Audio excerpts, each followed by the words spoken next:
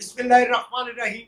मैं हूं मलिक मोहम्मद अली, प्रोग्राम बात से बात मलिक मोहम्मद अली के साथ। दुनिया भर में मौसमियाती तब्दीली आ चुकी है और गुज़श्ता 3-4 साल से जो मौसमियाती तब्दीली है उसका सबसे ज़्यादा शिकार पाकिस्तान हुआ है।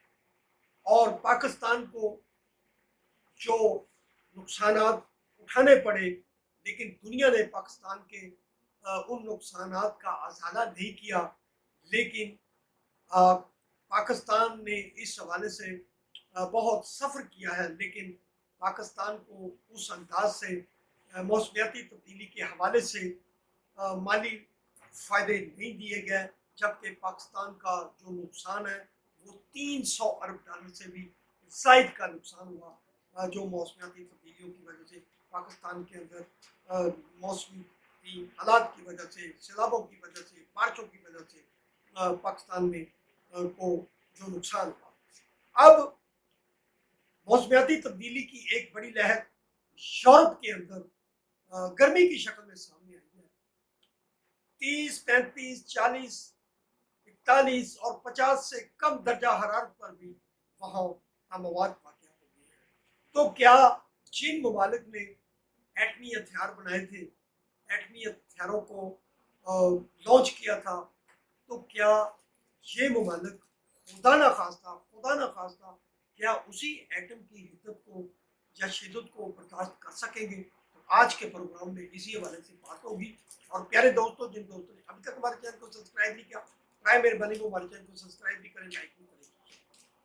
मौसमियाती तब्दीली के हवाले से बात कर रहे हैं। इन दिनों यूरोप के अंदर गर्मी की शदीद लहर, 30 सेंटीग्रेड से ज़ायद का दर्जा हरारत, 36, 32, 35, 40, 41, अभी 45 या 50 को भी क्रॉस नहीं किया। तो इन हालात में यूरोपीय ममालिक के अंदर सैकड़ों हालातें हो चुकी हैं और गर्मी बर्दाश्त नहीं हो सकती। तो यही वो ममालिक थे जिन्होंने एक बहुत मुद्दत पहले ऐसे हथियारों को बनाया, जो बनाया तो इन ममालिक ने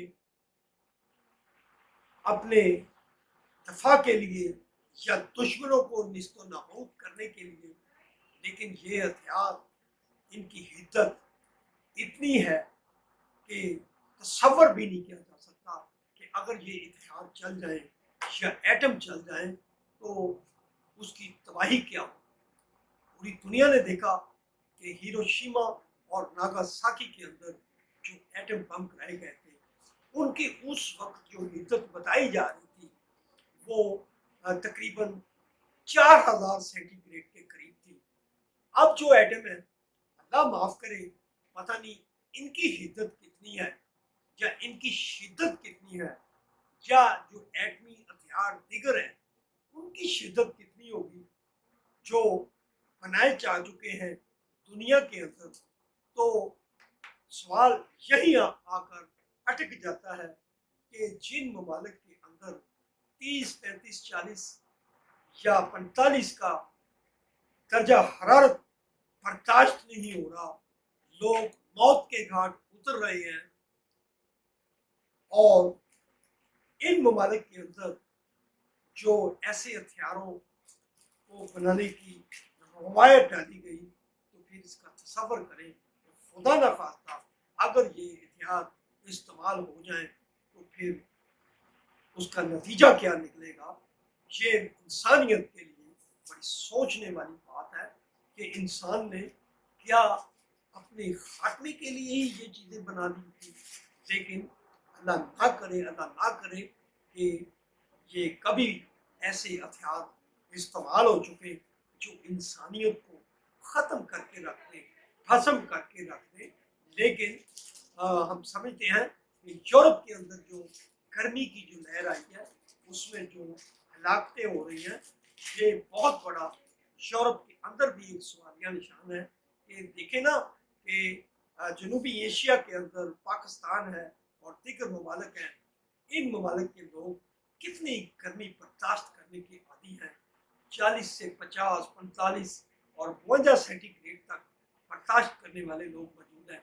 लेकिन यूरोप के अंदर जो बहुत ही पुरसकून ज़िंदगी गुजारने वाले ममालिक हैं, लोग सैर व तफरी के लिए इन ममालिक में जाते हैं, गर्मियों को छोड़कर ठंडक की तरफ भागने की कोशिश करते हैं।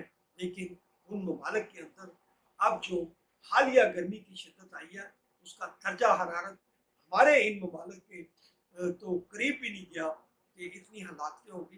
बहरहाल हम समझते हैं कि पूरी दुनिया को इस तरफ इक़वाम आलम को गौर करना होगा और मौसमियाती तब्दीलियों से लड़ने के लिए भी इक़दाम उठाने होंगे, जंगलात बनाने होंगे, जंगलात को उगाना होगा, दरख्त लगाने होंगे, फूल लगाने होंगे और ऐसा हर वो काम करना चाहिए जिससे मौसमियाती तब्दीलियों के अंदर जो ऐसी तब्दीलियाँ आ जाती हैं उनकी रोकथाम की जा सके। बहरहाल इससे अंदाज़ा लगा सकते हैं कि थोड़ी सी गर्मी की जो हरारत है वो कितनी हलाकतों का सबब बन गई उन ममालिक के अंदर, और इन ममालिक के अंदर ही एटम बम को रवाज दिया गया, एटमी हथियार बनाए गए।